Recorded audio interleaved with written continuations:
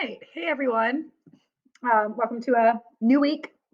We're starting to get close to the end of our biology experience together. So, this is our second to last big topic. We're going to talk about anatomy and then we're going to talk about ecology.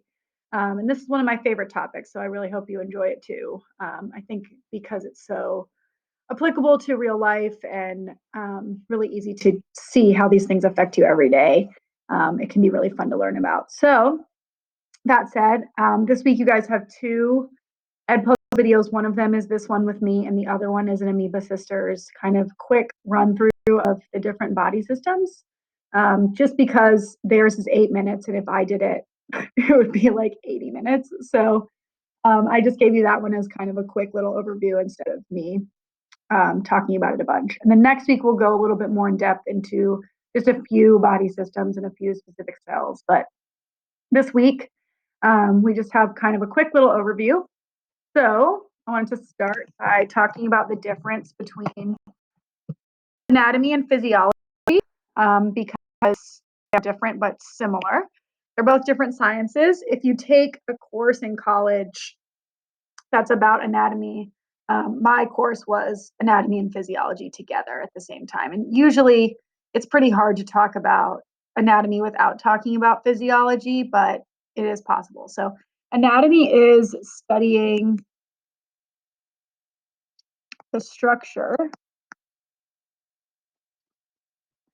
of the body, organs, organ systems, the layout of those different organs and organ systems and tissues. That's anatomy, just the structure of them, how they're built. Physiology is studying the functions and interactions of different parts of the body.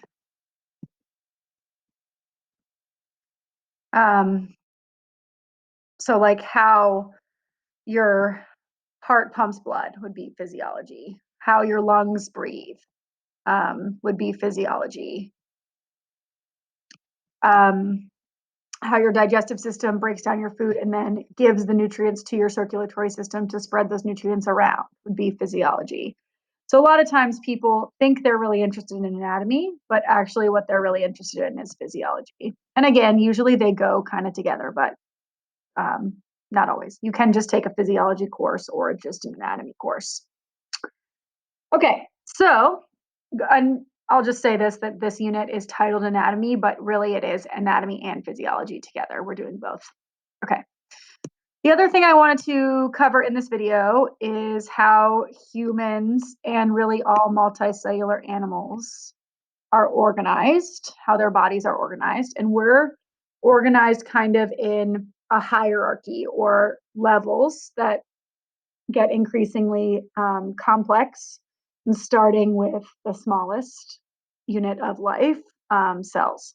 So what I'm going to say here is that human cells are specialized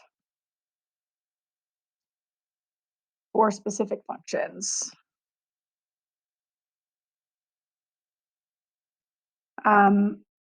So you have red blood cells that specifically deliver oxygen. They're the only ones that do it. You have white blood cells that fight infections. You actually have tons of different types of white blood cells, which I put a picture of that on the Amoeba Sisters Edpuzzle that you'll be able to see. You have different layers of skin cells. They all are different. Inside your skin, you have specific cells that are hair follicles that are growing hair. In your eyes, you have rods and cones specifically for color vision. So you have all these different cell types that are specialized or differentiated for their specific function. And how they got that way, we talked about in the fall, which was through turning on or off different genes, specifically during development. Like when you are developing inside of your mother, your cells receive different signals. They signal to each other that says, hey, you need to become a nerve. You need to become muscle. And the cells then turn on or off different genes. Because remember, this is important that every cell that's in your body, every cell that is you, has your specific DNA code, and that's it. The DNA code isn't different between like your nerve cell and your skin cell. It's the same code. It's just different genes that have activated to make them be so different, which is really amazing when you think about it. Cells combine together to build up tissues. So tissues are groups of the same specialized cell type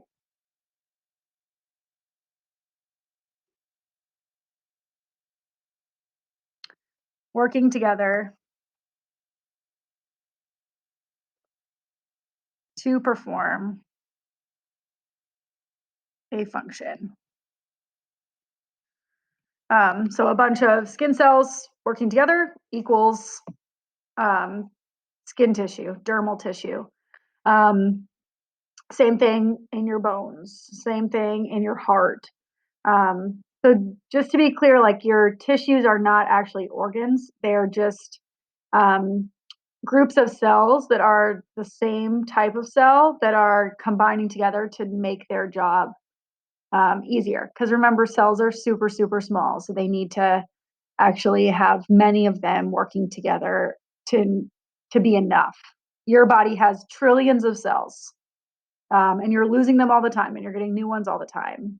And so it's really important that they are able to work together and not have to do the whole job just by themselves.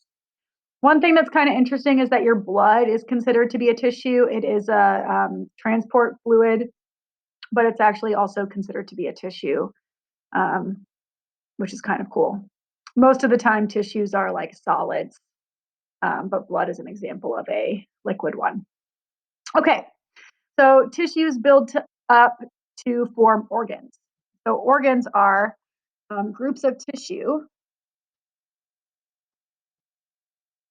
And one thing that it's important here is that it can be different tissues combining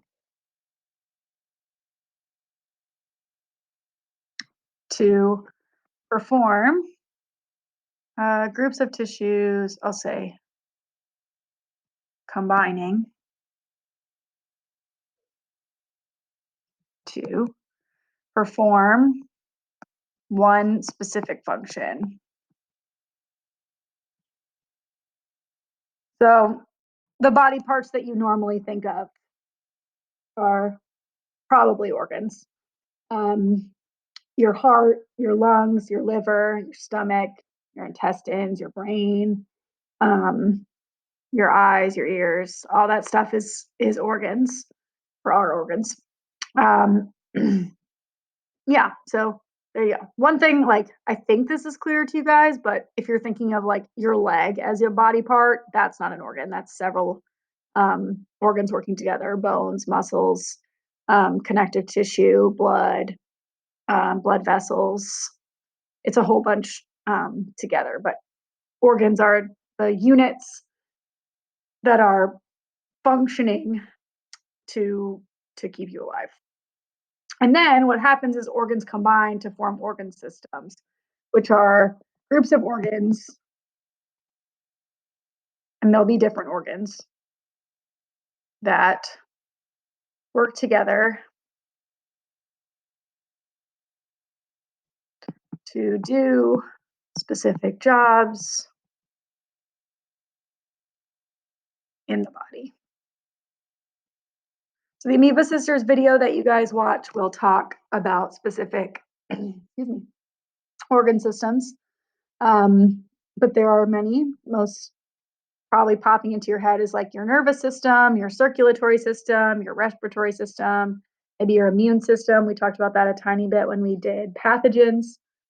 But then it's important to note that it's not over once you get to organ systems. And these organ systems are not just doing their job all alone. They all work together, and your body is really a beautiful compilation of all of these organ systems working together to keep you alive. So your heart and your circulatory system wouldn't be able to transport oxygen if it didn't get lungs or it didn't get oxygen from your lungs, from your respiratory system. So everything in your body is interconnected. and you'll look at that a little bit more in one of your assignments this week. And then just over here, I have for you guys, this is on OneNote for you, but there is a diagram that just kind of shows some different examples of going from cells to organ system, which it says body system on the picture, but it is organ system.